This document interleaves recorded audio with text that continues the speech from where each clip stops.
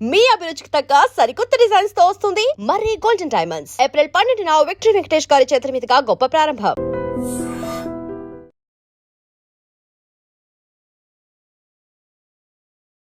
హరే కృష్ణ ప్రభుజీ. హరే కృష్ణ హరే కృష్ణ. అసలు ఏం చెబుతుంది భగవద్గీత మనందరికీ అంటే ఏం చెప్పొచ్చు అంటే? భగవంతుడు అంటారు, ఆయన ఏంటి, ఆయన చేరుకోవటం ఎలా? చాలా ఆధ్యాత్మికమైన ప్రశ్న ఉంటాయి. యశస్వి ప్రధానమంత్రి గారు ఎంత గొప్ప వ్యక్తులు వారు ఎక్కడికైనా వెళ్ళినా సరే వారితో పాటు భగవద్గీతను తీసుకెళ్ళి అందరికి ఇస్తున్నారు. ఎందుకు ప్రపంచం అంతా గీత అని ఎందుకు మాట్లాడుతుందంటే ఆ గీత యొక్క వైభవాన్ని తెలుసుకున్నారు. కృష్ణుడు గీతలో చెప్పిన ఒక మాట, కర్మని చేయండి కానీ ఆ కర్మకు తగ్గ ఫలితాన్ని మాత్రం ఆశించకూడదు అని చెప్పి. అంటే మనుషులం అన్నాక ఖచ్చితంగా ఏదైనా చేస్తున్నాము అని అంటే దాని నుంచి ఏదో ఒకటి మనకు కొంత లాభం పొందాలి అనే ఆలోచన ఉంటుంది కదా ప్రభుజీ. ఎందుకని అలా చెప్పారంటారు కృష్ణుడు? ఫలాన్ని అపేక్షించక, ఫలాన్ని నేను దాచిపెడతాను, నీకు ఎప్పుడు కరెక్ట్ అప్పుడు నేను ఇస్తాను, నీ చేతుల్లో ఉంటే నువ్వు పాడు చేసుకుంటావు బాబు. ఇప్పుడు మీకెలా మీ పిల్లలు భగవంతుడికి మనందరం పిల్లలమే కదండి. ఆ ప్రేమతో భగవానుడు చెప్పిన మాట అండి. ప్రభుజీ, కృష్ణుడు ఇప్పుడు అర్జునికి గీత గురించి అంతా కూడా బోధించాడు, మా అందరికీ తెలిసిందంతే. కానీ అర్జుని కన్నా ముందర కూడా గీత కృష్ణుడు ఎవరికో బోధించారని చెప్పి భగవద్గీతలోనే చెప్పారు. ఆయన వివస్వాన్ అనే సూర్య భగవానుడికి బోధించారట. ఆ వివస్వానుడు మనువుకి చెప్పారట. అలా మనువు అలా ఆ సాంప్రదాయంలో వచ్చింది, కానీ మధ్యలో ఇక్కడ లుప్తం అయిపోయింది. అందుకే ఆ వివస్వానుడికి ఇచ్చిన జ్ఞానాన్ని మళ్ళీ నీకు ఇస్తున్నాను అని కృష్ణుడే అర్జునుడికి చెప్పాడు భగవద్గీత. అసలు ఏంటి వాస్తవం ప్రభుజీ? అర్జునుడు మహాయోధుడు, స్వర్గానికి వెళ్ళారు, శివుడిని ఓడించారు. ఒక రకంగా చూస్తే పాశుపతాస్త్రం తీసుకోవడానికి అందరి యొక్క కృపాపాత్రులు అయ్యారు. ఆయన నారాయణుడైతే పక్కనే ఉన్నాడు, కృష్ణుడు పక్కనే ఉన్నాడు కదండి. అలాంటి వ్యక్తికి కూడా కన్ఫ్యూజన్ వచ్చింది. మా దేశం నుంచి దోపిడీ చేసి, ఎంత దోపిడీ చేశారో తెలుసా అండి బ్రిటిష్ వాడు? 43 ట్రిలియన్ డాలర్స్. ధర్మార్థ కామ మోక్షాలు అంటుంటారు. ధర్మ అర్థ కామ మోక్ష. ధర్మాన్ని అర్థాన్ని కలపండి, కామాన్ని మోక్షాన్ని కలపండి. అర్థం అంటే ఏంటో తెలుసా అండి? ఐశ్వర్యం. కానీ ఇదంతా ఉల్టా జరుగుతుంది కదా ప్రభుజీ ప్రస్తుతం. ఇప్పుడు ఏం చేసినా దీనికోసం. పిల్లవాళ్ళకి మీరు చూడండి, ఫోన్లో ఒకసారి ఐకాన్స్ అన్నీ కూడా ఇలా పెద్దగా అయిపోయాయి అనమాట. దాన్ని నొక్కలేకపోతున్నాయి, ఏది నొక్కినా అలా ఇలా వెళ్ళిపోతుంది. మాకు ఏం అర్థం కావట్లేదు, ఏం చేయాలి. అసలు ఒక చిన్న పిల్లవాడు వచ్చాడు, ఏం చేయాల్సిన అవసరం లేదండి, ఇలా 3 సార్లు అనాలి, ట్యాప్ చేయాలి అంతే. ఇలాగానే ఆ ఐకాన్స్ అన్ని చిన్నగా అయిపోయి మళ్ళీ నార్మల్ ఫోన్ అయిపోయింది. నేను ఒడే నీకెలా తెలుసురా అంటే నేను ఇంటర్నెట్లో చదివాను అని అన్నారు. అందుకే మీరు చూడండి, మన భగవద్ ధర్మ ప్రచార మార్గంలో ఏవో నీళ్ళు చల్లుతుంటారు, ఏవో పూస్తుంటారు, ఏవేవో చేస్తుంటారు, పిచ్చిగా డాన్స్ లేటాలు.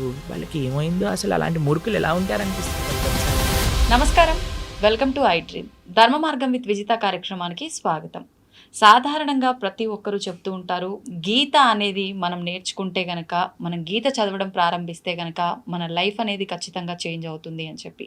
అసలు నిజంగా గీత వల్ల మనం ఏం నేర్చుకుంటాము, గీత ఏం చెప్తోంది మనందరికీ, ఇలాంటి విషయాలన్నీ కూడా ఎవరినైతే అడిగితే మనకు కరెక్ట్ సమాధానం దొరుకుతుందో ఆ పర్సనే మన ముందున్నారు. వారెవరో కదండి, మనందరికీ ఎంతో ఇష్టమైన, ఎంతో సుపరిచితులైన ప్రణవానంద దాస్ గారు ఇప్పుడు ప్రభుజీతో మాట్లాడి ఈ విషయాలన్నీ కూడా కూలంకషంగా తెలుసుకునే ప్రయత్నం చేద్దాం. హరే కృష్ణ ప్రభుజీ. హరే కృష్ణ హరే కృష్ణ. ప్రభుజీ, గీత అసలు భగవద్గీత అనగానే ఈ మధ్యకాలంలో ఎంతో ప్రాచుర్యంలోకి వచ్చింది, అందరికీ తెలియని వాళ్ళకు కూడా తెలిసేటట్టుగా. కానీ అసలు ఏం చెబుతుంది భగవద్గీత మనందరికీ అంటే ఏం చెప్పొచ్చు అంటారు? అసలు మనం ఏంటి, భగవంతుడు ఎవరు, మనకి భగవంతుడికి ఉండే సంబంధం ఏంటి, భగవంతుని ఎలా చేరుకోవాలి, అసలు ఈ ప్రపంచం ఏంటి? చాలామందికి ఈ ప్రశ్నలు ఉంటాయండి. ఈ ప్రపంచం ఏంటి, నేను ఎందుకున్నాను, ఈ ప్రపంచంలో నేను ఏం చేస్తున్నాను, అసలు నా కర్తవ్యం ఏంటి, అసలు భగవంతుడు అంటారు, ఆయన ఏంటి, ఆయన చేరుకోవటం ఎలా? చాలా ఆధ్యాత్మికమైన ప్రశ్నలు ఉంటాయి. లేదా చాలామందికి ఇంకొక రకమైన ప్రశ్నలు ఉంటాయండి. అరే, నేను జీవితంలో మారాలనుకుంటున్నాను, మంచి మార్గంలో వెళ్ళటం ఎలా, దృఢ నిశ్చయం రావట్లేదు, చెడు అలవాట్లు ఉన్నాయని తెలుస్తుంది, వాటిని మానుకోవటం ఎలా, కొద్ది కోపం ఉన్నట్టుంది, దాన్ని తగ్గించుకోవటం ఎలా, ఎన్నో రకములైన ఉంటాయి. మనం ప్రపంచాన్ని అన్యాయాలు చూస్తున్నప్పుడు మనకు అనిపిస్తుంది, అరే ఈ అన్యాయం ఎందుకు జరుగుతుంది, అరే వీడికి ఇలా ఎందుకైంది, అయ్యో ఆయన అలా ఉంటాడు, ఆయన అంత గొప్పవాడు ఎలా అయిపోయాడు, ఇలాంటివి ఎన్నో ప్రశ్నలు ఉంటాయి. అసలు మీకు ఒక విషయం చెప్తాను, మనిషికి జీవనానికి సంబంధించిన ప్రతి ప్రశ్నను భగవద్గీత ఆన్సర్ చేస్తుంది. మనిషికి సంబంధించిన లైఫ్ స్టైల్ అంటాం కదా, కొంతమంది రాస్తారు, లైఫ్ స్టైల్ అని. ఆ లైఫ్ స్టైల్కి సంబంధించిన ప్రతి విషయం, లైఫ్కి సంబంధించిన ప్రతి విషయం. మీరు అనుకోవచ్చు, అరే ప్రభుజీ భగవద్గీత యుద్ధ భూమిలో మాట్లాడింది కదా, అది జీవనాన్ని గురించి. యుద్ధంలో మాట్లాడినా భగవంతుడు జీవితం గురించి మాట్లాడాడు. మన చూడండి, మీకు ఒక విషయం చెప్తాను. మన డే టు డే జీవనం కూడా ఒక యుద్ధమే. అలా అనిపిస్తుందా మీకు? అనిపిస్తుంది కదా. ఎందుకంటే మనతో మనం యుద్ధం, మనసుతో యుద్ధం, ఇంట్లో వాళ్ళతో యుద్ధం, వర్క్ లైఫ్లో యుద్ధం, అదంతా కాంపిటీషన్, ఒక పోరాటమే కదండి. ఆ పోరాటంలో భగవంతుడు ఈ పోరాటాన్ని నెగ్గేది ఎలా అని అర్జునుడికి ఉపదేశం చేసింది భగవద్గీత. మీరు చూడండి, కొన్నిసార్లు మనం ఏదైనా వస్తువు కొన్నాం అనుకోండి, ఒక ఫోన్ కొన్నాము లేదా ఒక మషీన్ కొన్నాం అనుకోండి, దాంతోపాటు ఒక మాన్యువల్ వస్తుంది. మాన్యువల్ని చదివామనుకోండి, చాలా ఈజీ. ఏ బటన్ నొక్కితే ఎలా యూజ్ చేయాలి, ఏం చేయాలి, ఏది చేయాలని. మొన్న ఏమైందంటే మా ఫోన్లో ఒకసారి ఇలా ఏమంటారు, ఆ ఐకాన్స్ అన్నీ కూడా ఇలా పెద్దగా అయిపోయాయి అనమాట. దాన్ని నొక్కలేకపోతున్నాయి, ఏది నొక్కినా అలా వెళ్ళిపోతుంది. మాకు ఏం అర్థం కావట్లేదు, ఏం చేయాలి. అసలు చాలా కంగారు వేసింది. ఎందుకంటే మా సేవలో ఉంటాం కదా, సేవకు సంబంధించిన ఏదన్నా ఫోన్ వచ్చినా అటెండ్ అవ్వాలి. ప్లస్ మా గురువుగారి ప్రవచనాలు అన్నీ అందులోనే ఉంటాయి, శ్రవణం చేయడానికి ఉండదు మాకు. మేము కంగారు పడిపోతుంటే ఒక ఆయన అన్నారు, ఒక చిన్న పిల్లవాడు వచ్చాడు, ఏం చేయాల్సిన అవసరం లేదండి, ఇలా 3 సార్లు అనాలి, ట్యాప్ చేయాలి అంతే. ఇలాగానే ఆ ఐకాన్స్ అన్ని చిన్నగా అయిపోయి మళ్ళీ నార్మల్ ఫోన్ అయిపోయింది. నేను ఒడే నీకెలా తెలుసురా అంటే, నేను ఇంటర్నెట్లో చదివాను అని అన్నారు. చూడండి, మనకి దేనికైనా అవగాహన ఉందనుకోండి. నాకు చాలా పెద్ద ప్రాబ్లం అనిపించింది. ఫోన్ పోయింది, ఫోన్ పోతే ప్రవచనాలు పోయాయి, కాంటాక్ట్స్ పోయాయి అని నేను కంగారు పడుతున్నా. కానీ చదివిన వాడు వచ్చాడు, ప్రశాంతంగా టిక్ టిక్ టిక్ అన్నాడు, ఫోన్ బాగా చేసేసాడు. అతనికి ఎంత సులువుగా అయిపోయింది, ఎందుకంటే దానిపైన అవగాహన ఉన్నది. కాబట్టి మన జీవితంలో మనకు కొన్నిసార్లు అవగాహన లేకపోయేసరికి కంగారు ఎక్కువైపోతుంది, టెన్షన్లు ఎక్కువైపోతాయి, ఏం చేయాలి అనిపిస్తుంటుంది, ఉక్కిరి బిక్కిరి అయిపోతా. కానీ అవగాహన తెలుసుకుంటే జీవితంలో ఈ కష్టం వచ్చినప్పుడు ఎలా ఉండాలి, ఈ ప్రశ్న వచ్చినప్పుడు దానికి సమాధానం ఏంటి, ఆ అవగాహన మనకి ఇచ్చేది ఎవరు? ఈ ప్రపంచాన్ని సృష్టి చేసిన వారే ఆ అవగాహన ఇచ్చారనుకోండి, ఇంకెంత బ్రహ్మాండంగా. ఇప్పుడు చూడండి, ఒక మెషిన్ ఎలా వాడాలని తయారు చేసిన వాడే ఇస్తాడు కదా. తయారు చేసిన వాడు ఇచ్చిన మాన్యువల్ని వదిలేసి అందరి ఇంట్లోకి వెళ్ళి, అరే నీకు ఇలా తెలుసారా అంటే వాడు చెప్పొచ్చు, చెప్పకపోవచ్చు, తప్పు చెప్పొచ్చు, ఏదైనా చెప్తాడు. కానీ ఎవరైతే ఆ మెషిన్ తయారు చేశారో వాడిని అడిగితే ఎంత బెస్ట్ అండి. అదే భగవద్గీత. ప్రపంచాన్ని తయారు చేసిన వ్యక్తి, ప్రపంచం ఏంటి, నన్ను తయారు చేసిన వ్యక్తియే నువ్వేంటి, ఈ యొక్క కర్మాన్ని తయారు చేసిన వ్యక్తియే అసలు కర్మ ఏంటి, ఏం చేయాలి, ఏం చేయకూడదు, మొత్తం అసలు జీవనానికి సంబంధించిన విషయాలన్నీ భగవద్గీతలో సాక్షాత్తుగా పరమాత్మ అర్జునుడికి చెప్పారు. అందుకే ప్రతి మనిషి, ప్రతి హిందువు కాదండి, ప్రతి మనిషి భగవద్గీత తెలుసుకొని తీరవలసినదే. చిన్న పిల్లల నుంచి వృద్ధుల వరకు ఎంత త్వరగా జీవితంలో మనం భగవద్గీత తెలుసుకోగలిగితే మన జీవనం అంత బాగుంటుంది. ఇప్పుడు చూడండి, మనం ఒక మెషిన్ తెచ్చాము, ఏదేదో వాడేసాము. ఒకసారి ఒకళ్ళు అడిగారనమాట, ఇది ఏంటి ప్రభుజీ లోపల పెట్టాము, బేక్ అవ్వట్లేదు అని. చాలాసేపు ఆలోచించి ఏమైందబ్బా అని మొత్తం పుష్ అని ఇట్లా పొంగింది, మళ్ళీ లోపలికి వెళ్ళిపోయింది అనమాట. అంత అయిపోయాక మొత్తం మాడిపోయింది, తీసేసరికి పొగలన్నీ వస్తున్నాయి. దాని తర్వాత మాన్యువల్ చదువుతున్నాయి. అది చేసిందంతా మాడిపోయాక చదవటం వల్ల ఏమి లాభం ఉంది చెప్పండి. తీసుకున్నప్పుడే చదివేసి లోపల పెట్టుంటే ఎంత బాగుండేది, కేక్ ఎంత బాగా వచ్చేది, అవునా కాదా చెప్పండి. అలానే జీవితం మొత్తం కష్టాలు పాలైపోయి, గొడవల పాలైపోయి, ఇబ్బందుల పాలైపోయి, లాస్ట్కి ఎప్పుడో నేను భగవద్గీత చదువుతా అనటం ఎంత అన్యాయం చెప్పండి. అందుకే పిల్లలకి నేర్పించాలి రామాయణం, భగవద్గీత. అప్పుడు వాళ్ళు మంచి మార్గంలో వెళ్ళగలుగుతారు. అందుకోసమే మనము ఒక కార్యక్రమాన్ని చేపట్టామన్నమాట. 7 జూలై తొలి ఏకాదశి మరుసటి రోజు.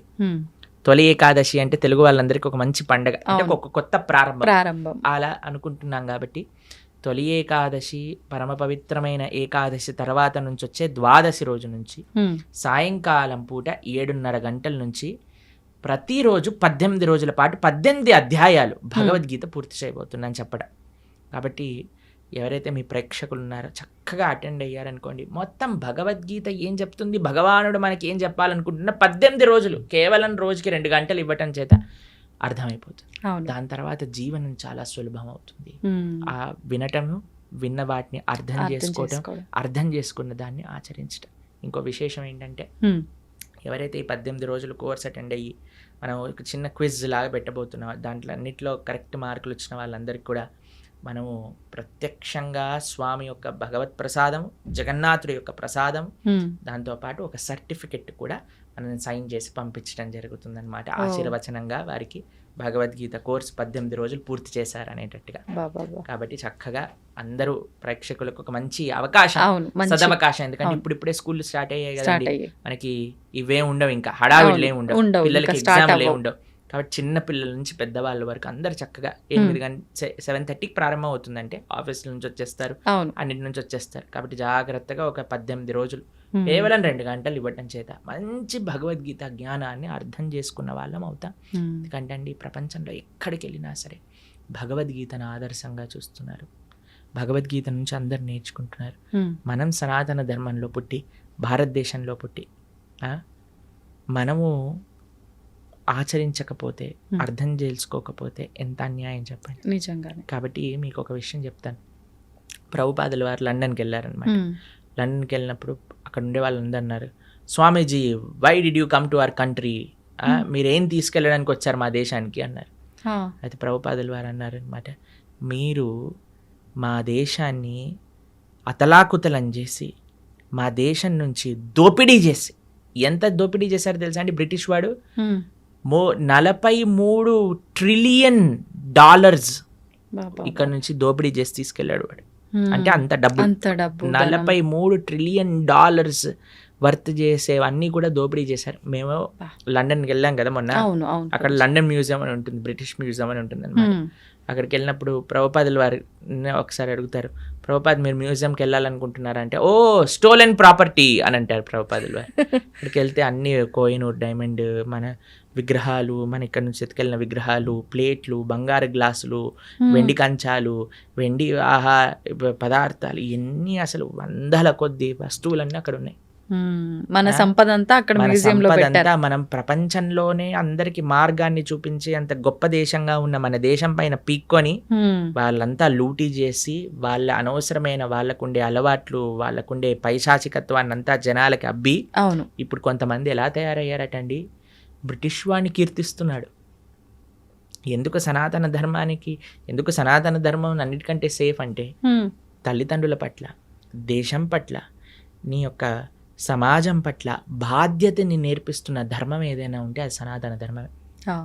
కొంతమంది నిజమైన నీకు మంచి చేసిన వాడు బ్రిటిష్ వాడు అని చెప్పి వాడి వెనకాల వాడికి ప్రణామం చేస్తున్నారు. అలాంటి వాళ్ళు ఈ దేశానికి పట్టిన ఒక అన్నిటికంటే పెద్ద వ్యాధి అని చెప్పచ్చు. ఆ దేశాన్ని విభజన చేయడానికి ప్రయత్నం చేస్తున్నారు వాళ్ళు. కాబట్టి మన వాళ్ళు ఎలా మూర్ఖుల్లా వాళ్ళ వెనకాల పోతున్నారో నాకు తెలియదండి. దేశాన్ని అతలాకుతలం చేసి మొత్తం తీసుకెళ్ళిపోయారు ఇక్కడ నుంచి. అలాంటి ప్రభుపాదుల వారిని అడిగారు, మీరేం తీసుకోవడానికి వచ్చారు నా దేశం నుంచి అంటే, ప్రభుపాదుల వారు అన్నారు, మీరు 100 సంవత్సరాలు లూటీ చేసి తీసుకెళ్లారు మా దగ్గర నుంచి, అన్నిటికంటే విలువైన వస్తువైన భగవద్గీతను తీసుకెళ్ళలేదు, భారతదేశ సనాతన ధర్మం యొక్క ఆధ్యాత్మికత తీసుకెళ్ళలేదు, కానీ నేను వచ్చాను అది ఇవ్వడానికి మీకు అని చెప్పారు. అది గొప్ప విషయం. ప్రపంచము భారతదేశం వైపు చూస్తుంది.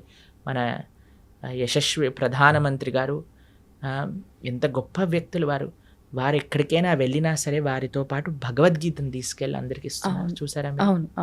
మొన్న కలిసినప్పుడు వారు అమెరికా, నాకు తెలిసి పంచతంత్ర శుభవిలాస్ ప్రభు అని ఉంటారు, మా ఆలయంలోనే ఉంటారు వారు. శుభవిలాస్ ప్రభు రాసిన పంచతంత్ర పుస్తకాన్ని గిఫ్ట్గా ఇచ్చారు, భగవద్గీతని గిఫ్ట్గా ఇస్తున్నారు. ఎందుకు ప్రపంచం అంతా గీత గీత అని ఎందుకు మాట్లాడుతుందంటే ఆ గీత యొక్క వైభవాన్ని తెలుసుకున్నారు కాబట్టి. మొన్న మేము ప్రపంచవ్యాప్తంగా మీరు అన్నారు కదా ఇందాక తిరిగి వచ్చాం, ఏం చెప్పాం? గీత గురించి. కాబట్టి మన హిందువులు సనాతన ధర్మంలో ఉండేవాళ్ళు ప్రాథమికంగా భగవద్గీతను నేర్చుకోవాల్సినదే. అప్పుడు ఎలా అయితే మనం అధ్యయనం చేస్తామో నేర్చుకుంటాం. అందుకే అందరికీ సులభంగా అర్థమయ్యే విధంగా మనం ఈ కోర్స్ చేయబోతున్నాం 18 రోజులు, స్టార్టింగ్ విత్ 7th జూలై సోమవారం సాయంకాలం 7th to 24th. చక్కగా ఆ భగవద్గీతను వింటే ఒక సర్టిఫికెట్ వస్తుంది, ఈ గీత చదువుకున్న వాళ్ళం అవుతాం, జీవితాన్ని మార్చుకున్న వాళ్ళం అవుతాం.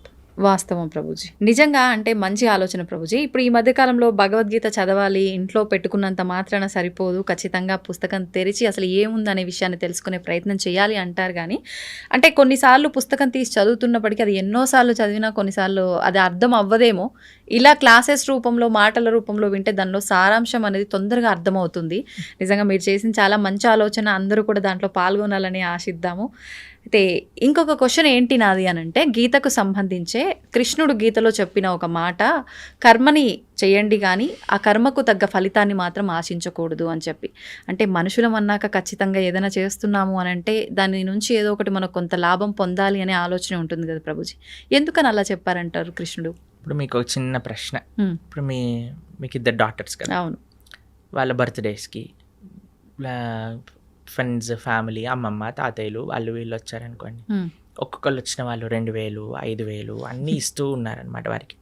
అప్పుడు మీరు ఏం చేస్తారు? బర్త్డే అయిపోయాక, నాన్న ఎన్ని వచ్చాయి మొత్తం కౌంట్ చేసి నాకు ఇవ్వు, నేను పిగ్గీ బ్యాంక్లో పెడతాను, ఎప్పుడైతే నీకు అవసరం ఉంటుందో అప్పుడు ఇస్తానని చెప్తాను. ఓ 50,000 వచ్చాయా, ఏదన్నా చేసుకో అని చెప్తారా మీరు? చెప్పం. ఏమంటారు మీరు? ఖచ్చితంగా తీసుకుంటాము, దాన్ని జాగ్రత్త పెడతారు కదా. అవును. అది మీరు వాడేసుకుంటారా? వాడం. వాళ్ళకి ఎప్పుడైతే అవసరం ఉంటుందో అప్పుడు ఇస్తారా? అదే భగవానుడు చెప్పింది. అయ్యా కర్మ చెయ్యి, ఫలాన్ని అపేక్షించకు, ఫలాన్ని నేను దాచిపెడతాను, నీకు ఎప్పుడు కరెక్ట్ అప్పుడు నేను ఇస్తాను, నీ చేతుల్లో ఉంటే నువ్వు పాడు చేసుకుంటావు బాబు. ఇప్పుడు మీకెలా మీ పిల్లలో భగవంతుడికి మనందరం పిల్లలమే కదండి. ఆ ప్రేమతో భగవానుడు చెప్పిన మాట అండి. అంటే ఇప్పుడు స్వామి ఏమంటున్నాడు, చాలా సింపుల్ గా మీకు ఒక విషయం చెప్తాను. ఒక ఆయన అమెరికాకి వెళ్ళాడు, చదువుకుంటున్నాడు, బాగా చదువుకున్నాడు, ఎంఎస్ చేశాడు, జాబ్ వచ్చింది. జాబ్ వచ్చాక చాలా పెద్ద శాలరీ అనుకోండి, ఓ $10,000 వస్తున్నాయి అనుకోండి. వాళ్ళ నాన్న అన్నారు, నాన్న అసలు నీకు ఎన్ని ఖర్చులు ఉన్నాయో ఒకసారి రాసి పెట్టు అనగానే, రూమ్ రెంట్కి ఇంత, తిండికి ఇంత, పెట్రోల్కి ఇంత, ట్రావెల్కి ఇంత, తర్వాత ఎక్స్పెన్సెస్, కొన్ని అడాక్ ఎక్స్పెన్సెస్, వాటన్నిటిని నాన్న నాకు ఒక 3,000 చిల్లరల్లో అయిపోతుంది అని అంటే, సరే నాన్న 3,500 నీ దగ్గర పెట్టుకో, మిగతావన్నీ నా బ్యాంక్ అకౌంట్లో వేసేయని చెప్పాడు. సరే ఆ పిల్లవాడు పాపం నాన్నగారు చెప్పారు కదా అని, నాన్నగారు చదివించారు, నాన్నగారు చెప్తున్నారు కదా అని మిగతావన్నీ వేసేస్తున్నారు. వాళ్ళ రూమ్మేట్స్ ఏమో అందరు కూడా పార్టీలకు వెళ్తున్నారు, తిరుగుతున్నారు, తాగుతున్నారు, తిరుగుతున్నారు, అన్ని చేస్తున్నారు. వీడేమో చేయలేకపోతున్నారు, డబ్బులు లేవు కదా ఇంత. అయితే అందరూ కూడా చూసావా, వీడు నాన్నకి ఇచ్చేస్తున్నాడు, డబ్బులు నాన్నకి ఇచ్చేస్తున్నాడు. వాడికి కూడా కొన్నిసార్లు డౌట్ వచ్చింది, బాధ వేసింది, అయ్యో ఎందుకు ఈయన నాన్నని డబ్బులు తీసేసుకున్నాడు. సరే అని కొన్ని సంవత్సరాలు వర్క్ చేశాక ఆయన మళ్ళీ తీసుకొచ్చారు, పెళ్లి చేశారు. ఆయనకి మంచి సంబంధం చూసి పెళ్లి చేసి, వివాహం అయిపోయాక ఇప్పుడే వాళ్ళిద్దరు మళ్ళీ అమెరికాకి వెళ్తున్నప్పుడు, నాన్న నువ్వు 2 సంవత్సరాల నుంచి ఏవైతే డబ్బులు నాకు వేస్తున్నావో ఆ డబ్బులన్నీ మళ్ళీ ఇప్పుడు నీ బ్యాంక్ అకౌంట్లోకి ట్రాన్స్ఫర్ చేశాను, ఇది చూసుకో, ఇది ట్రాన్స్ఫర్ అయిపోయింది అని అంటే, ఆయన అడిగారు, నాన్న ఇన్ని రోజుల నుంచి తీసుకున్నావు, ఇప్పుడు ఎందుకు ఇచ్చావు? ఎందుకంటే అప్పుడు ఇస్తే నువ్వు పాడైపోయేవాడివి, కానీ ఇప్పుడు నీకు ఒక మంచి పార్ట్నర్ అవసరానికి, ఆ పార్ట్నర్ చూస్తుంది నువ్వేం ఖర్చు పెడుతున్నావు, ఏం చేస్తున్నావు, ఏం తప్పు చేస్తున్నావు, ఏం కరెక్ట్ చేస్తున్నావు, కాబట్టి నీకు వివాహం అయింది కాబట్టి ఒక బాధ్యతాయుతంగా నిన్ను మంచి మార్గంలో పెట్టేవాళ్ళు నీతో ఉన్నాం కాబట్టి ఇప్పుడు ఇచ్చేస్తున్నా, నాకేం అవసరం లేదు నాన్న అని ఆ నాన్నగారు చెప్పారు. ఆ నాన్నగారు చెప్పింది కరెక్టా రాంగా చెప్పండి? కరెక్ట్, ఖచ్చితంగా కరెక్టే కదా. అదే భగవంతుడు చెప్తున్నా, నాన్న ఫలం నీ చేతిలో ఉంటే మిస్యూజ్ చేసుకునే అవకాశాలు ఉంటాయి, కాబట్టి ఫలాన్ని అపేక్షించకుండా try your best, do your best. ఆ ఫలితం నేను ఎప్పుడు నీకు ఏ క్షణంలో నీకు కావాలో ఆ క్షణానికి నేను ఇస్తాను. ఎంత గొప్ప మాట, నిజంగా చాలా గొప్ప మాట. కాబట్టి అది పరమాత్మకి మన పట్ల ఉండే ప్రేమ. ఈ విషయాలు ఎలా అర్థమవుతాయండి అని అంటే, ఎప్పుడైతే మనం వింటామో భగవద్గీతని, ఎవరైతే భగవద్గీతను అర్థం చేసుకొని దాన్ని మనకి అర్థమయ్యే విధంగా చెప్పే వాళ్ళ దగ్గర నుంచి శ్రవణం చేసినప్పుడు, మనం చదివినప్పుడు చాలా సులభం అయిపోతుంది.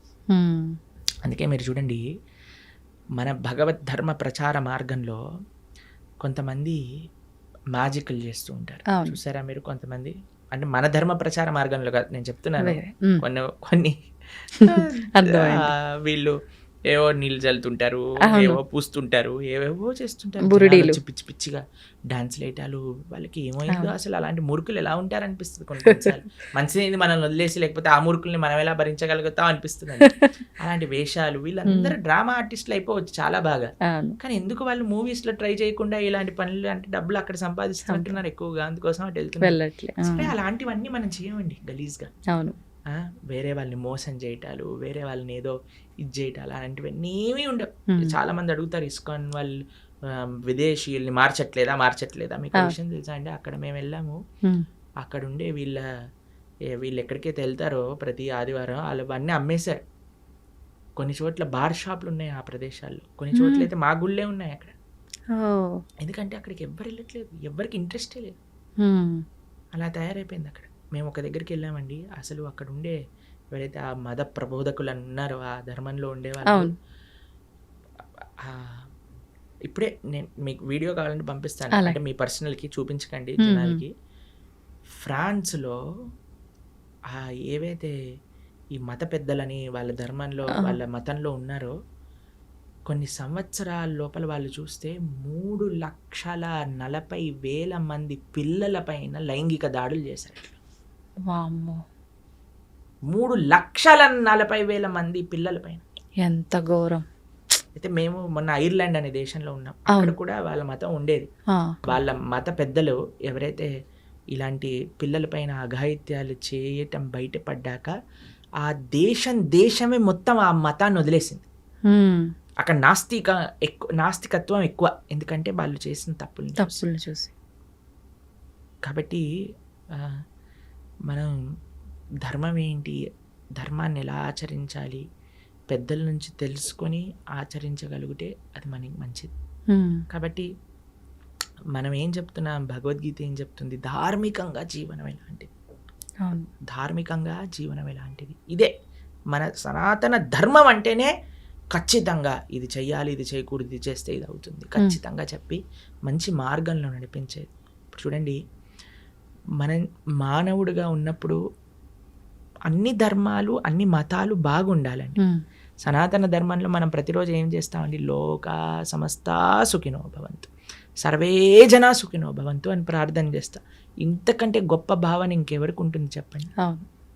కానీ మనకి అందరి ధర్మాలు బాగుండాలని మనం అనుకుంటామండి, కానీ వేరే వాడు మన ధర్మాన్ని పాడు చేయాలి అని చూసినప్పుడు మనం ఉండకూడదు కదా, ఊరుకోవద్దు.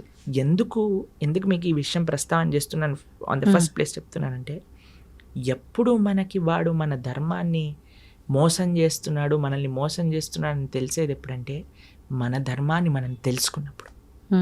లేకపోతే వేడేవాడు ఏం చెప్పినా మనం నమ్మేస్తాం. అవును, ఇప్పుడు చూడండి, వాస్తవం ఏంటో మన పిల్లల పైన మనకి నమ్మకం ఉన్నప్పుడు, మన పిల్లలంటే మనకి తెలిసినప్పుడు, మన కుటుంబ సభ్యులు అంటే ఎవరో మనకు తెలిసినప్పుడు, వేరేవాడు వచ్చి ఏం చెప్పినా మనం నమ్మమండి. వేరేవాడు ఏదైనా చిచ్చు పెట్టడానికి ప్రయత్నం చేసినా మనం నమ్మం. ఎందుకంటే మన ధర్మం గురించి పూర్తి అవగాహన ఉంది. నేను చెప్పేది ఏంటంటే, సనాతన ధర్మంలో ఉండే చాలామంది టీవీలలో చెప్తూ ఉంటారు, మనకి ఈరోజు కావాల్సినది ఏదన్నా ఉంటే అందరి ఐకమత్యంగా సనాతన ధర్మాన్ని నిలబెట్టడం. కానీ కొంతమంది వీటిలలో కూడా వ్యూవర్షిప్ కోసం వాటి కోసం ఒకళ్ళని ఒకళ్ళు తిట్టుకోవటాలు ఇలాంటివన్నీ చేస్తున్నారు. అవన్నీ చేయకూడదు. ధర్మం అంటే అందరు కలిసి కుటుంబంగా ఉండాలి. మంచిగా మనం ఉన్న వేరే మతాలు చేస్తున్న దాడులను మనం తట్టుకోగలుగుతాం. First education important. కాబట్టి నేను చెప్పేది ఏంటంటే, ప్రతి హిందువు భగవద్గీత వినండి, భగవద్గీతను చదవండి, కృష్ణుడు ఏం చెప్తున్నాడో వినండి.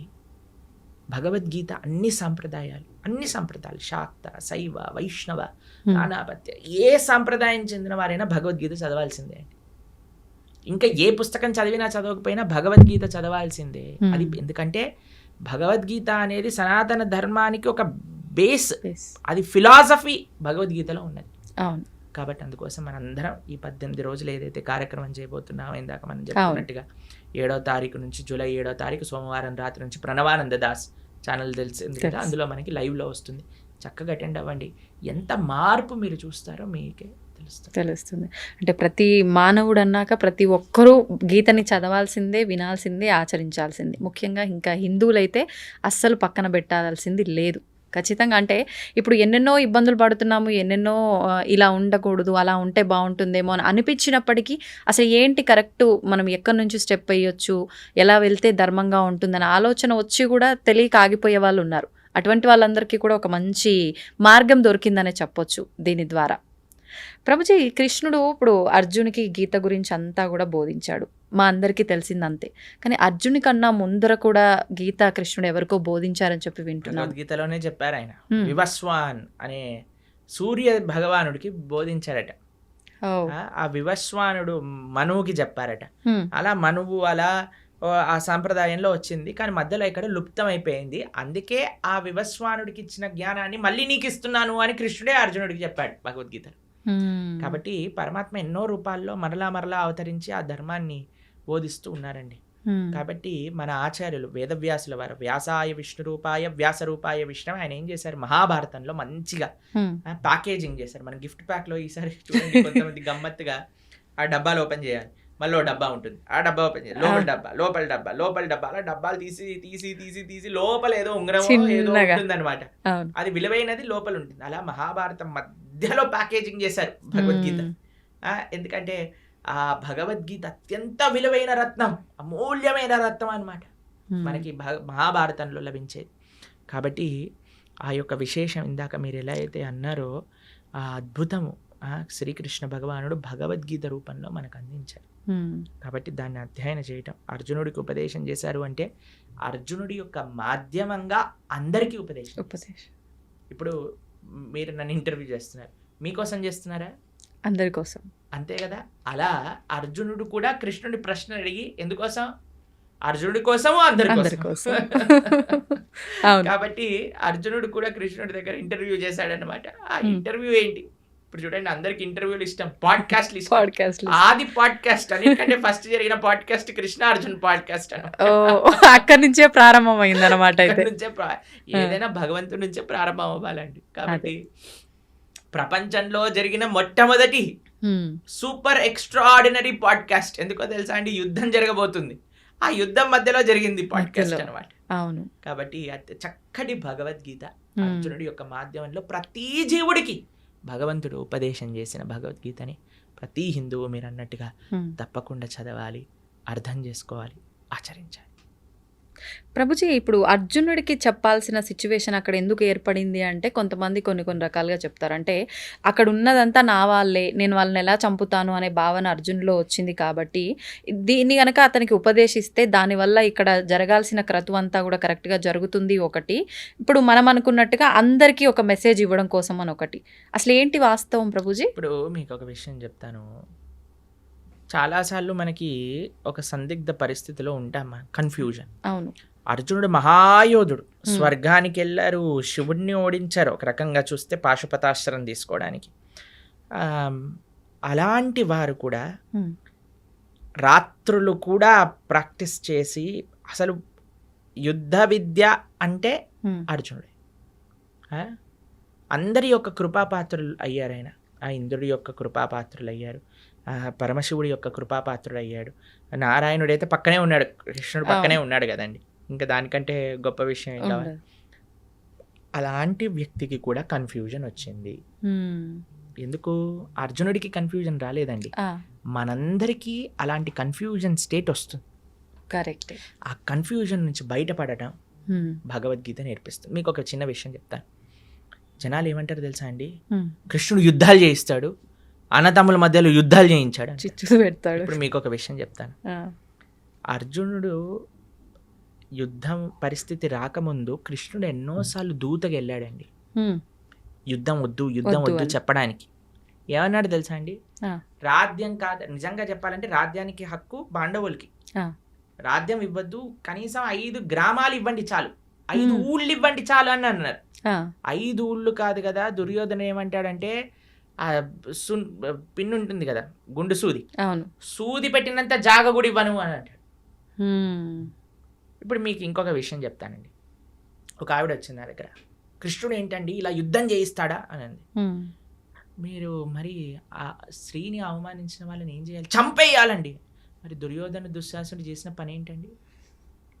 ద్రౌపదీదేవిని అవమానించింది వాళ్ళు కదా అని అండి. అయిపోయింది. మేమన్నా మరి ఏం చేయాలమ్మా, దుశ్శాసుని ఏమంటాను, దండేసి కూర్చోబెట్టాలి ఆసనం పైన, లేదు అని అంటే, అదే మరి కృష్ణుడు చేసిన పని, కృష్ణుడు ఎందుకు నిందిస్తున్నాం? అవును. ఎంత విచిత్రం చూడండి అసలు. ఇంకొక విషయం చెప్తాను, మీకు ఒక సిచ్యువేషన్ చెప్తానండి. ఒకళ్ళు పోలీస్ డిపార్ట్మెంట్లో పనిచేస్తున్నారండి. వాళ్ళ సొంత తమ్ముడే 10 మందిని హత్య చేశాడు. ఇప్పుడు ఈ పోలీసు వాళ్ళ తమ్ముడిని పట్టుకోవాలా, తమ్ముడని వదిలేయాలా? పట్టుకోవాలి, అదే ధర్మం కదా. ధర్మం కదా. తమ్ముడు కన్నా కూడా అంటారు కదా ప్రభుజీ పెద్దవాళ్ళే, తమ్ముడు అంటే ఏదో సామెత ఉంటది, మన వాళ్ళైనా సరే నీతి తప్పకూడదు, ధర్మంగా ఉండాలి అని అంతే చెప్పి. కదండి. మరి కౌరవులందరూ నీతి తప్పారు, అందుకు కృష్ణుడు యుద్ధం చేయమన్నాడు. అరే వాళ్ళని నువ్వు అన్నయ్యలుగా, తమ్ముళ్ళుగా, బావలుగా, మరుదులుగా చూడక నానా, వాళ్ళు అధర్మం అదే. చేసిన వ్యక్తులుగా చూసి వాళ్ళని శిక్షించు. Hmm. ఎందుకంటే నీకు ఆ రోల్, నువ్వు ఒక క్షత్రియుడివి, Hmm. క్షత్రియ ధర్మాన్ని అనుసరించి నువ్వు యుద్ధం చెయ్యి అని కృష్ణుడు చెప్పాడు. దీంట్లో ఏం తప్పుందా అండి? ఏం లేదు. ప్రపంచంలో అది చెయ్యట్లేదు కాబట్టి ఈరోజు బాధగా ఉన్నాం. ఎవడో ఒకడు ట్రాఫిక్ పోలీస్ దగ్గర పట్టుబడిన వాడు కూడా ఫోన్ చేసి మా బావ ఎవరో తెలుసా, మా అన్న ఎవరో తెలుసా అని బ్లాక్మెయిల్ చేస్తారు. ఆ వాడు ఏదో కుర్చీ పైన కూర్చున్నాడు, ఏ వాడిని వదిలేసే అంటాడు. ఏంటని అన్యాయమా? అన్యాయం. ఇప్పుడు ఈ రోజు వదిలేస్తే టోపీ పెట్టుకోనందుకు, దాన్ని ఏమంటారు హెల్మెట్ పెట్టుకోనందుకు, కానీ చచ్చేది వాడే కదా. అవును, పైన ఉన్న వాడికి ఏమైంది, ఫోన్ చేసిన వాడికి ఏమైంది అంతే కదండి.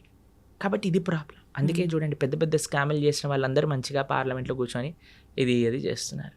ఎందుకు అని అంటే మన వాళ్ళు కదా, మా వాళ్ళు హవా కదా అని నడుస్తుంది. వదిలేస్తారు. కానీ అక్కడ వదలరు కదా. అక్కడ వదిలేడు కదా.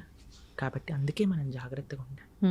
అందుకే భగవంతుడు ఏది చేసినా, భగవంతుడు జనాలు భగవంతుడికి ధర్మాధర్మ విచక్షణ చేస్తుంటాడు. కృష్ణుడు అధర్మం చేశాడు, కృష్ణుడు ధర్మం చేశాడు, అలా ఉండదయ్యా.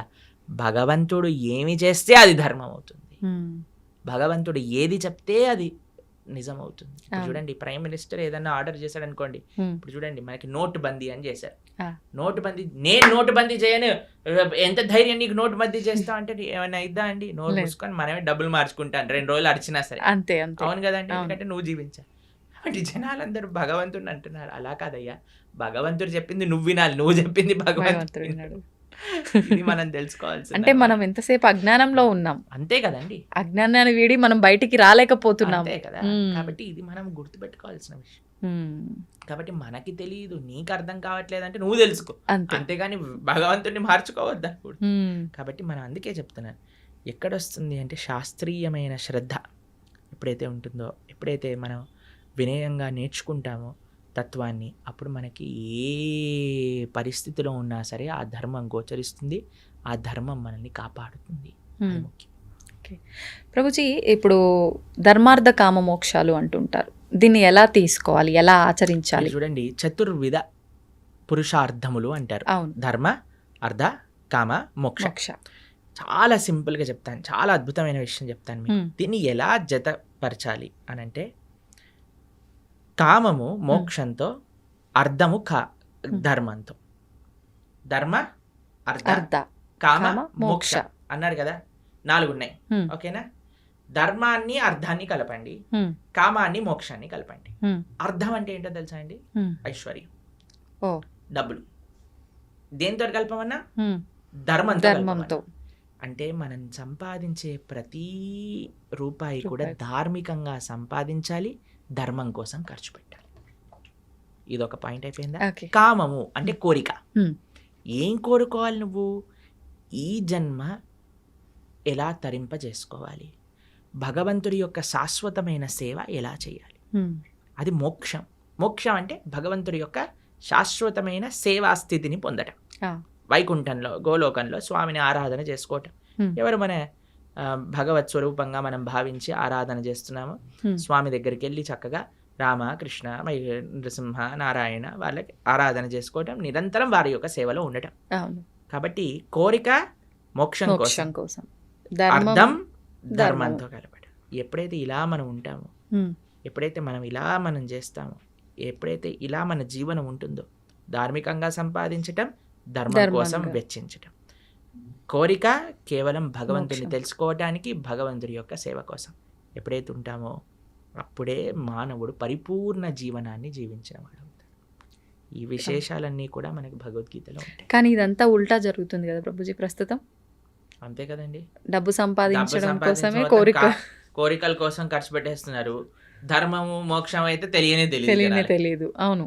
ఇప్పుడు ఏం చేసినా దీనికోసం. పిల్లవాళ్ళకి మీరు చూడండి, బాగా చదువుకోవాలి నాన్న, అప్పుడే డబ్బులు బాగా వస్తాయి, డబ్బులు బాగా వస్తే సుఖంగా ఉంటావు. చిన్నప్పటి నుంచి వాడికి 2 విషయాలు చెప్తున్నాను కదండి. బాగా సంపాదించి మంచి జాబ్ వస్తే మంచి పెళ్ళాం ఉంటుంది, కథం అయిపోయి జీవితం నీకు ఖరాబ్. నచ్చినట్టుగా ఉండగలుగుతావు అయిపోయింది ఫ్యూచర్ జీవితాన్ని అన్యాయం. అక్కడ చిన్న పిల్లవాడికి డబ్బులు సంపాదించు సుఖంగా ఉండి ఈ 2 విషయాలు చెప్పి పెంచితే రేపు ప్రొద్దున వాడికి డబ్బులు సంపాదించలేని పరిస్థితి ఒకవేళ వచ్చిందనుకోండి, వాడు చచ్చిపోదాం అనుకుంటున్నాడు. మళ్ళీ వాడు ఇంకా వేరే దారుల్లో ఎలా అయినా డబ్బు సంపాదించే ప్రయత్నం కూడా చేస్తాడు. అంతే కదండి. ఇప్పుడు బెట్టింగ్లన్నీ ఎందుకు చేస్తున్నారు, ఇప్పుడు ఈ యాప్లన్నీ ఎందుకు వస్తున్నాయి, ఎందుకు ఇంతమంది? నేను కాలేజ్లో ఇంజనీరింగ్ చదువుతున్న రోజులలో ఎంతమంది అండి బెట్టింగ్లు పెట్టి ఇంట్లలోంచి లక్షలు డబ్బులు తెచ్చి అక్కడ పెట్టేసి కొట్లాడుకొని నెత్తుర్లు వచ్చి పెద్ద పెద్ద గ్యాంగులు ఏర్పడి, అసలు ఎంత అన్యాయం అంటే అంత అన్యాయం. ఎందుకోసం అండి? డబ్బులుంటే సుఖంగా, డబ్బులు అవసరమే అండి. ఎవరు చెప్పలేమండి డబ్బులు ఉండకూడదు, డబ్బులు లేవు, కష్టపడు, ధార్మికంగా ఉండు. అన్నిటికంటే మీకు ఏం తెలుసా అండి, డబ్బుల కంటే ముఖ్యం స్వాంతన, అంటే సాటిస్ఫాక్షన్. ఎంతున్నా సరే దాంట్లో సుఖంగా ఉండేవాడు కదండి. అవును. ఇప్పుడు చూడండి, రోజంతా నేను పని చేస్తాను, నిద్రపోయేటప్పుడు నిద్ర మాత్రలు మింగి పడుకుంటాను అనేవాడి కంటే కూలీ నాలి చేసుకొని 500-600 రూపాయలు సంపాదించి హాయిగా పడుకునేవాడు మెయిన్ కాదా చెప్పండి? అదే మేలు. అవును. కాబట్టి ఇప్పుడు హోటళ్ళల్లోకి వెళ్ళి తిని దాన్ని డైజెస్ట్ చేసుకోవడానికి మెడిసిన్లు వేసుకొని ఇలా ఉండే బ్రతికేవాడికైనా చద్దన్నము మజ్జిగ కారము పెట్టుకొని తినేవాడు, ఆ అన్నం కరెక్ట్గా ఒక పూట కడుపులో టైంకి తినేవాడు మంచివాడు కాదంటారా చెప్పండి? కాబట్టి సుఖం ఎక్కడుంది అంటే నీ భావనలో ఉన్నది. స్వాంతన అది ముఖ్యం. అన్ని కోట్లుగా సంపాదించి సుఖం లేదు స్వాంతన లేదు అన్నవాడికి మనం ఏం చేయగలుగుతాం చెప్పండి? కాబట్టి భగవద్గీత ఒక ఓవరాల్ ఒక మంచి కంప్లీట్నెస్ని జీవితానికి ఇస్తుంది. అందుకే మనకి భగవద్గీత యొక్క విశేషం ఎన్నోసార్లు చెప్పుకున్నా. అందుకే మనం అనుకుంటున్నాం ఈ సంవత్సరం ఈ జూలై 7వ తారీఖు నుంచి 18 రోజులు భగవద్గీత కోర్స్ చేయటం వల్ల కనీసం యువత, ఎవరైనా చిన్నపిల్లలు పెద్దవాళ్ళు మిగతా ముఖ్యంగా యువకులు కానీ చక్కగా వచ్చి, అందుకే మీ ప్రేక్షకులందరికీ చెప్పేది ఏంటంటే, ఇంటిల్లిపాది ఎలా అయితే మీరు సీరియల్లను చూస్తారో, ఆ రియాలిటీ షోలను చూస్తారో అందరు కూర్చొని, ఆ సినిమాలు ఎలా అయితే చూస్తారో, న్యూస్ ఎలా అయితే చూస్తారో, అలా ఇంటిల్లిపాది కూర్చొని భగవద్గీత కూడా శ్రవణం చేయండి. ఆ శ్రవణం చేయగలిగితే మొత్తం ఇల్లంతా ఒక మంచి మార్పుని పొందుతుంది, దాంట్లో ఎటువంటి సందేహం లేదు. కాబట్టి ఈ యొక్క కోర్స్ జూలై 7వ తారీఖు ప్రణవానంద దాస్ ఛానల్లో 7:30కి సాయంకాలం 7:30 నుంచి 9 గంటల వరకు చక్కగా శ్రవణం చేయండి. ఎన్నో మంచి మార్పులు మీరే మళ్ళీ మాకు చెప్తారు. అది తప్పకుండా ఆ కోర్సులో కలుసుకునే ప్రయత్నం చేద్దాం. మీరు కూడా రావడానికి ప్రయత్నం చేస్తామన్నారు, అవును కదా? ప్రయత్నిస్తాను రావడానికి, వీలైతే వస్తాను. ప్రభుజీ, మనకు అతి త్వరలోనే తొలి ఏకాదశి రాబోతుంది. ఇందాక మీరే చెప్పారు. అసలు ఏంటి తొలి ఏకాదశి అంటే? మన సనాతన ధర్మంలో ఏకాదశికి ఒక ప్రాధాన్యత ఉంది, దాని గురించి ఒక్కసారి వివరంగా. ఏకాదశి అత్యంత పరమ పవిత్రమైన రోజు. ఏకాదశి ఉపవాసం, ఏకాదశి వ్రతం చేయకుండా ఎవ్వరు ఉండకూడదు. ఏకాదశి వ్రతం చేస్తే అన్ని వ్రతాలు, నోములు, పూజలు చేసిన ఫలితం వస్తుంది. ఏకాదశి వ్రతం చేయకుండా ఎన్ని చేసినా ఫలితం ఉండదు. అత్యంత ముఖ్యమైన వ్రతం హిందువుకి, సనాతన ధర్మానికి చెందిన వాళ్ళకి ఏదైనా ఉంటే అది ఏకాదశి వ్రతం. ఉపవాసము అంటారు. దగ్గరగా ఉండుట, భగవంతుడి దగ్గరగా ఉండుట, చక్కగా జపం చేసుకోవటం, భగవంతుడికి ఆరాధన చేయటం. ఏకాదశి ఉపవాసం ఎందుకు చేయాలి, ఎలా చేయాలి అని ప్రణవానంద దాస్ ఛానల్లో 2 వీడియోలు ఉన్నాయి, గంట సేపు. ఆ 2 చూసారనుకోండి, మొత్తం ఏకాదశికి సంబంధించిన మొత్తం తెలిసిపోతుంది. ఎందుకంటే అండి, ఏకాదశి చేయటం అనేది చాలా ముఖ్యం. ఎందుకంటే భగవత్ ప్రీత్యర్థం మన జీవితం ఉండాలి. భగవంతుడికి అత్యంత పరమ ప్రియమైన రోజు ఏదన్నా ఉంటే అది ఏకాదశి. భగవంతుడికే ప్రియమైన భక్తి అంటాం కదండి మనం. భక్తి జనని అంటే భక్తిని జనింపజేస్తుందట, మనందరికి ప్రధానిస్తుందట. ఆ రోజు ఏది అంటే ఏకాదశి. ఏకాదశి వ్రతం చేయటం చేత భక్తి వర్ధిల్లుతుంది, భక్తి పెరుగుతుంది, భక్తి వస్తుంది అని చెప్తారు. కాబట్టి అలాంటి ఏకాదశి వ్రతం చేయటంలో అత్యంత సావధానంగా ఉండాలి మనందరం. పాపం ఎవరైనా ప్రభుజీ ఇంతవరకు చేయలేదండి, ప్రారంభం చేస్తా, ఎప్పుడు చేయాలి అని అన్నారనుకోండి, తొలి ఏకాదశి లేదా దేవశయని ఏకాదశి అంటారు దీన్ని. భగవంతుడు ఆ రోజు యోగ నిద్రలోకి వెళ్తారట. గురక నిద్ర కాదు, యోగ నిద్రలోకి వెళ్తారు స్వామి తొలి ఏకాదశి రోజున. పార్శ్వ ఏకాదశి రోజు ఒక చేతి నుంచి ఇంకో చేతికి మారుతారనమాట. ఇలా మారుతాం కదా. అవును అవును దాని తర్వాత ఉత్థాన ఏకాదశి రోజు భగవంతుడు లేస్తారట. పడుకోవటం అంటే అని నిద్రపోవటం కాదు, ఆయన యోగ నిద్ర. అంటే అంతరాత్మయి పరమాత్మ రూపంలో అందరినీ చూస్తూ ఉంటారు. ఇప్పుడు చూడండి, చిన్నప్పుడు ఎవరైనా మనల్ని ఇది చేయడానికి వచ్చారనుకోండి, వెంటనే కళ్ళు మూసుకొని పడుకున్నట్టు యాక్టింగ్ చేస్తారు. అప్పుడు వాళ్ళు ఏం చేస్తున్నారు చూస్తాను అనమాట. పర్వాలేదు బాగానే ఉన్నారన్న కలుపు తెచ్చి వచ్చారా మీరు అని అంటారు. లేకపోతే వాడు ఏదైనా తేడా చేశాడు అనుకోండి, వెంటనే మనం ఇది చేస్తాం. అవునా కాదు? అలాంటివి చేస్తూ ఉండే అట్లా భగవంతుడు కూడా చూస్తున్నాడు అనమాట. ఏం చేస్తాడు వీడు నిద్రపోయినప్పుడు. కాబట్టి ఈ 4 నెలలు కూడా చాతుర్మాస్యము అని అంటారు. వ్రతం పడతారు, యతీశ్వరులు వ్రతం పడతారు. అందరూ వ్రతం ఉంటుంది. ఎవరెవరికి ఆశ్రమ నియమం ప్రకారంగా నియమాలు ఉంటాయి. 4 వస్తువులు మానేయాలి అని చెప్తారనమాట. 1 నెల పెరుగు, తర్వాత పాలు, తర్వాత పాలకూర ఇత్యాది ఆకుకూరలు, దాని తర్వాత మినప్పప్పు. ఇలా 4 నెలలు ఒక్కొక్క ద్రవ్యాన్ని విడిచి ధార్మికంగా ఆధ్యాత్మిక కార్యక్రమాలు చేస్తూ అలా ఉండాలి అని చెప్తారు. కాబట్టి చాతుర్మాసం అనేది అత్యంత పరమ పవిత్రమైన మాసం. భగవంతుడి యోగ నిద్రలోకి ప్రవేశించే రోజు తొలి ఏకాదశి, ఆషాఢీ ఏకాదశి, ఆషాఢ మాసంలో వచ్చే ఏకాదశి. పండరీపురంలో పెద్ద ఉత్సవం చేస్తారనమాట. ఈ ఏకాదశికి లక్షల మంది, 10-15 లక్షల మంది వచ్చి దర్శనం చేసుకుంటారు. భగవాన్ ఉన్న ఆ రోజు పండరీపురంలో లక్షల మంది తుకారాం మహారాజ్ పుట్టిన ప్రదేశం, జ్ఞానేశ్వర్ మహారాజ్ పుట్టిన ప్రదేశం నుంచి నడుచుకుంటూ పాదయాత్రగా 20 రోజులు పాదయాత్ర చేసి పండరీపురాన్ని చేరుకుంటారు. చేరుకొని గొప్ప ఉత్సవం, దిండి యాత్ర, దేహు యాత్ర అంటారనమాట. చాలా